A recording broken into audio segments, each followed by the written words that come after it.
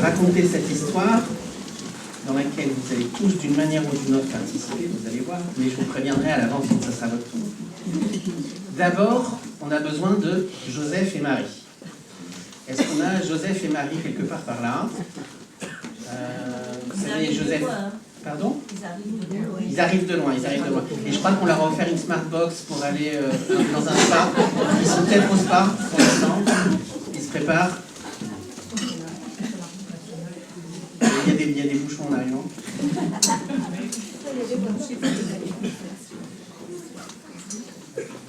Ah, je vois Joseph par l'entrebâture de la porte. Ah, voilà. Alors, nous avons Marie et Joseph, et avec un petit mouton en prime, c'est bien.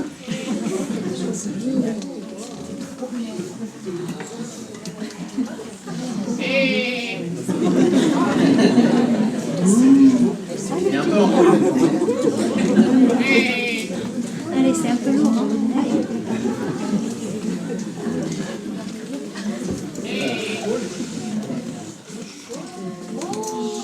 On voit que Marie est bien enceinte. Hein. Reste devant, ça va. Deuxième mouton. Ah, bien, reste devant.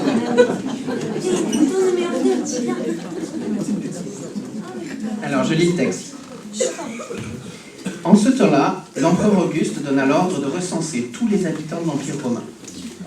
Ce recensement, le premier, eut lieu alors que Quirinius était gouverneur de la province de Syrie.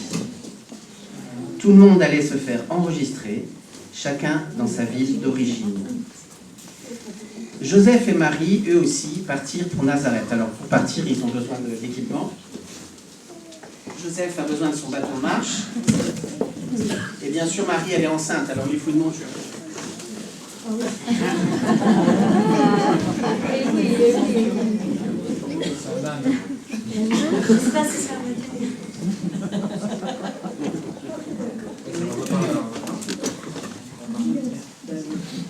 Donc, Joseph et Marie partirent aussi de Nazareth, une ville de Galilée, pour se rendre en Judée. Ils se rendent en Judée, à la ville de Bethléem, là où est né le roi David. En effet, Joseph était lui-même descendant du roi David. Et il alla s'y faire enregistrer avec Marie, sa fiancée, qui était enceinte. Et donc ils arrivent à Bethléem, vous voyez le panneau, comme c'était pas clair. Pendant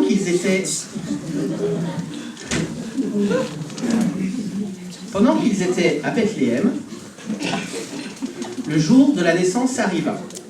Et pour plus de pudeur, nous avons monté de manière très efficace un élément de décor pour cacher le moment de la naissance. Et vous allez voir, ça va être relativement rapide.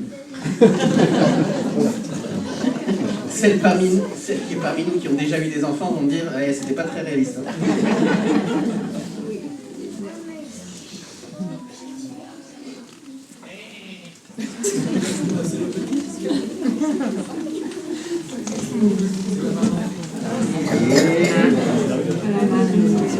Bravo, le petit bébé est né.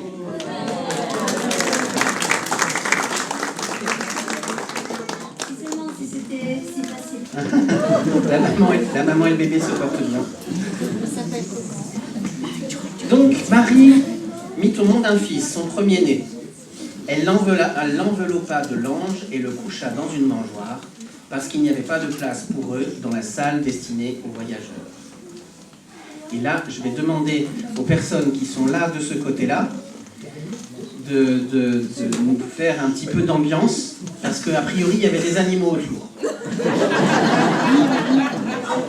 Alors, j'aimerais entendre des vaches. Est-ce qu'il y avait des vaches? Ah,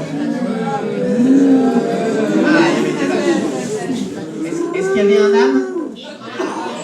Ah, très bien, très bien. Il paraît qu'il y avait un dindon aussi. Ah, le dindon, il est parti se promener là-bas.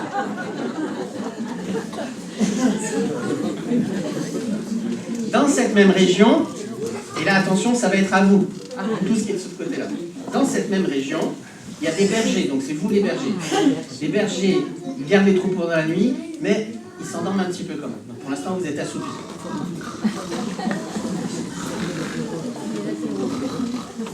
Il y avait des bergers qui ronflaient dans les champs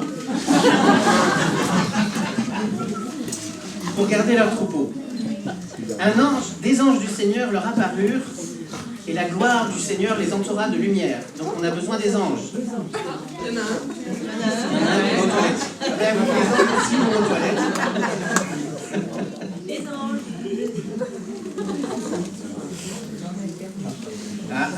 Je vois un ange là-bas, le ciel s'ouvre.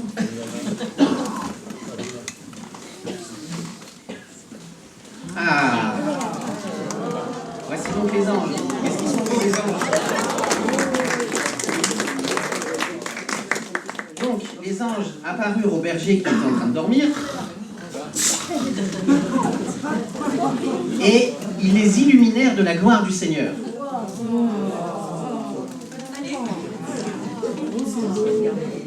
C'est plus que ça fait la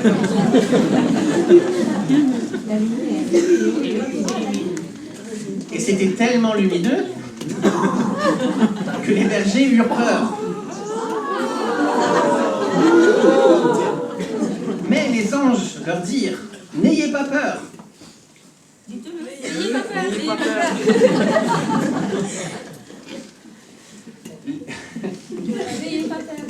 N'ayez pas peur, car nous vous annonçons une bonne nouvelle qui réjouira beaucoup tout le peuple. Cette nuit, dans la ville de David, est né pour vous un sauveur, c'est le Christ, le Seigneur. Et voici le signe qui vous le fera reconnaître. Vous trouverez un nouveau-né enveloppé de l'ange et couché dans une mangeoire. Tout à coup, il y eut avec les anges une troupe très nombreuse d'autres anges, qui sont là devant, là, qui louaient Dieu en disant « Gloire à Dieu dans les cieux très hauts et paix sur la terre pour que ceux qui l'aiment. » Alors maintenant qu'on a lu le texte, on va pouvoir... vous pouvez essayer de trouver un endroit pour vous asseoir, peut-être devant par terre, je ne sais pas. C'est comme vous voulez. Vous pouvez rester debout si vous voulez. C'est sympa.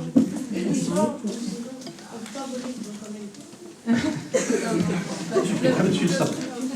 Sinon, il y a de la place ici. Ça ira, c'est bon.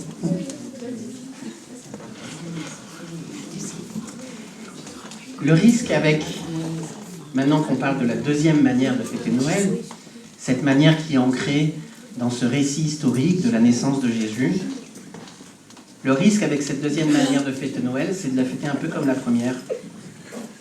Et de se dire, comme l'a lu tout à l'heure Geneviève dans le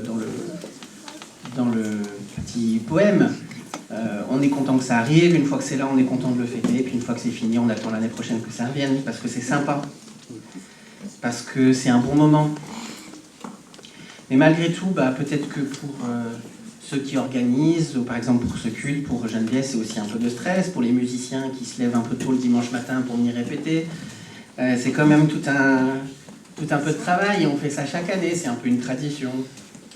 Et on se dit juste, je ne sais pas si les musiciens se disent vivement l'année prochaine qu'on recommence, mais en tout cas, nous, on est contents qu'ils recommencent chaque année, ça c'est sûr.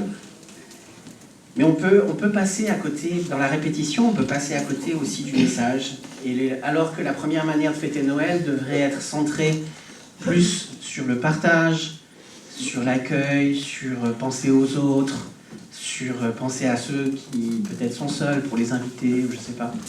Eh bien, on passe des fois à côté de ça. Et bien pareil, dans la fête de Noël, quand on parle de Jésus, parce qu'on répète la même histoire chaque année, on peut aussi passer à côté de ce que ça peut vouloir dire et de ce que ça devrait dire pour nous.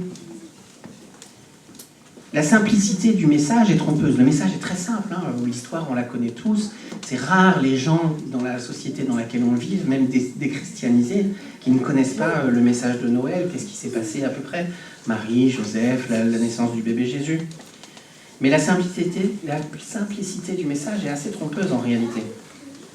Comme vous l'avez très bien mimé tout à l'heure, il y a quelque chose d'étonnant dans ce message. Et même si on est habitué, ça devrait continuer de nous étonner. Pourquoi? Parce que le message, c'est que Dieu décide de devenir un homme. C'est ça que ça veut dire. Emmanuel, le nom de Jésus, son deuxième prénom, si on peut dire, ça veut dire Dieu parmi nous. Donc ce message-là, c'est de dire que Dieu décide à un moment ou à un autre dans l'histoire de l'humanité de devenir un être humain et d'habiter parmi les hommes. Et pourquoi Dieu fait ça? Dieu fait ça parce qu'il voit que quoi qu'il arrive dans l'histoire, si les humains ne sont pas en connexion avec Dieu, ils s'éloignent tout le temps de Dieu. Alors on pourrait dire, bon bah tant pis, chacun croit ce qu'il veut, sauf que quand l'humanité s'éloigne de Dieu, eh bien en fait, elle va toujours un peu plus vers des relations plus difficiles. C'est pas que les chrétiens sont meilleurs que les autres, ne me faites pas dire ce que je n'ai pas dit. Là on est tous pareils, on est tous les mêmes, c'est l'humanité ensemble, on est tous dans la même équipe par rapport à ça.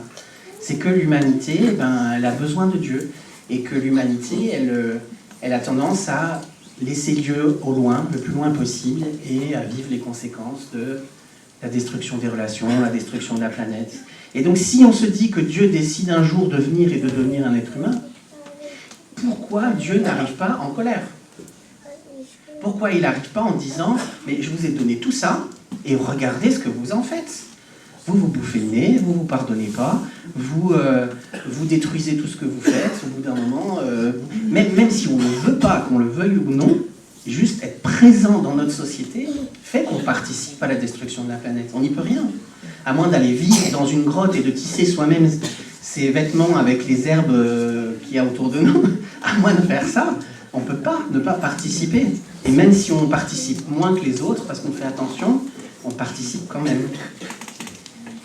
Pourquoi Dieu n'arrive pas et ne dit pas « maintenant, ça suffit, arrêtez ». Il aurait pu faire ça, et c'est pas ça qu'il a fait. Et déjà, rien que ça, c'est étonnant.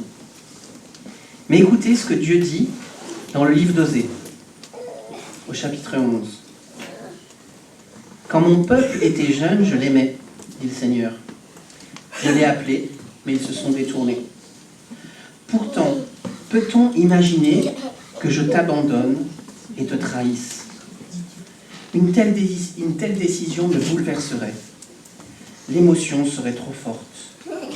Je ne viendrai pas pour détruire, car moi, je ne suis pas un humain, mais je suis Dieu. Vous entendez que dans la définition même de comment Dieu se présente, il n'est pas possible que Dieu vienne pour détruire. Pourquoi? Parce qu'il est Dieu et pas un être humain. Jésus n'est pas venu pour être Dieu qui vient se venger. Jésus est venu pour être Dieu qui vient aimer. Et il y a quelque chose là-dedans qui devrait nous surprendre. Pour corroborer ça, vous avez aussi dans le psaume 103 quelques versets. Psaume 103, versets 8 à 10.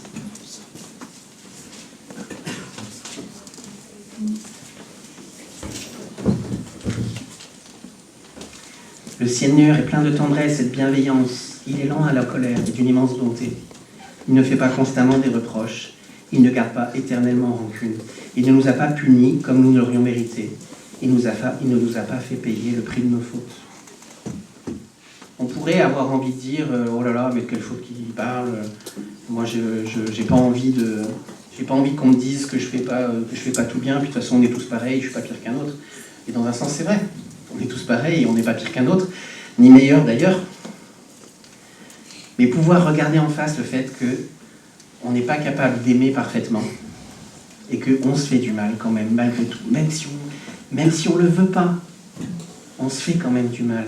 Et on vit dans un monde, et je pense que les jeunes qui sont au collège ou au lycée le vivent encore plus que nous, dans un monde qui n'est pas favorable à la vie.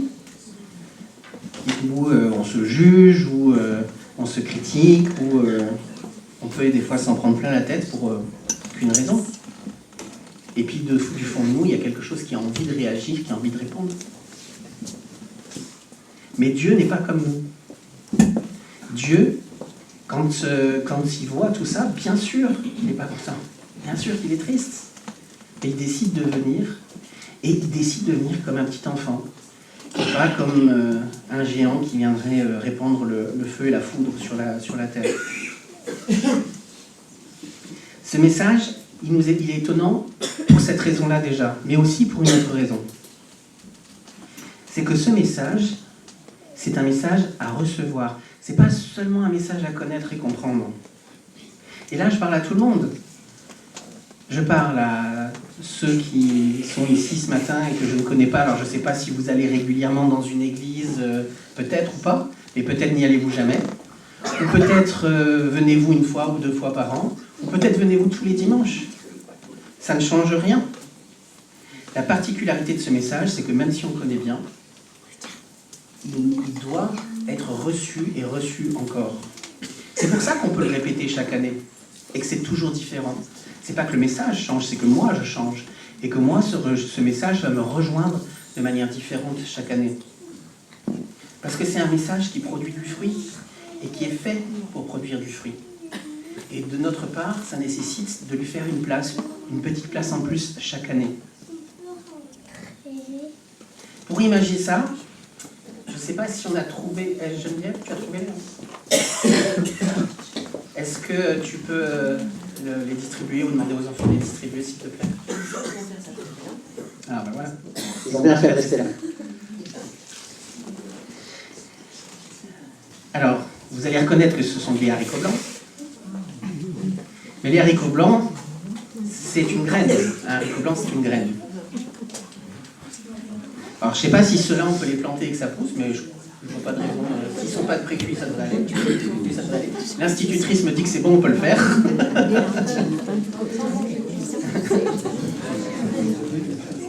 Voilà, je pense qu'il y en a assez pour en donner 2-3 à chacun, mais je vais attendre que tout le monde en ait au moins une. Plus ou moins.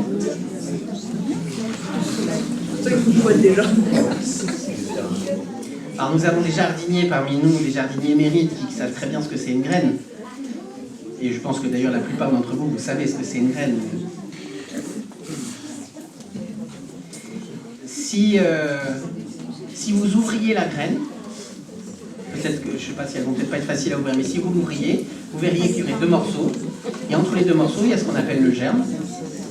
Le germe, c'est quoi? C'est la première racine. Dans la graine, il y a déjà la première racine, la première tige et la première feuille. Tout est là, déjà présent dans la graine. Et tout le reste qui est autour, c'est de la réserve pour faire pousser cette première racine, cette première tige et cette première feuille. Si je vous offre ça et que je vous dis c'est un cadeau pour vous, le cadeau c'est pas la graine. Le cadeau c'est ce que la graine pourra donner. Il est bien le cadeau. Je vais attendre que...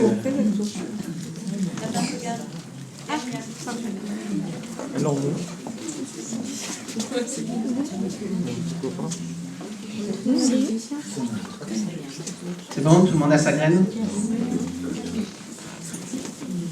Merci. Donc je disais, si je vous offre une graine, le cadeau c'est pas la graine, le cadeau c'est ce que la graine peut donner. C'est le potentiel de la graine. C'est ce qu'elle deviendra. Eh bien, je pense que le message de Noël c'est la même chose. Le message de Noël, c'est la même chose. Bien sûr qu'on connaît le message par cœur, bien sûr que l'histoire, elle résonne dans nos têtes. Peut-être certains d'entre vous pourraient la raconter de tête. Mais ce qui est important, c'est pas de connaître ce message, parce que sinon, est-ce que le message de Noël change quelque chose au désordre du monde? On a posé la question tout à l'heure. Moi, je pense pas que le message de Noël change quelque chose au désordre du monde. Mais il change quelque chose à la place que moi je prends dans le désordre du monde. Et à la manière dont le désordre du monde a de l'impact sur moi. Et le message de Noël, je crois que c'est une graine qui peut grandir si on l'arrose, si on lui donne les bonnes conditions. Les bonnes conditions, c'est quoi? C'est au-delà d'avoir compris ce message, de lui faire un peu de place en nous, de se laisser interroger, de se laisser rencontrer par Jésus. Et encore une fois, je parle vraiment à chacun d'entre nous, et à moi le premier. Ce message de Noël, chaque année, doit m'interpeller pour me dire, mais Michael, est-ce que tu fais un petit peu plus de place encore cette année pour Jésus dans ta vie?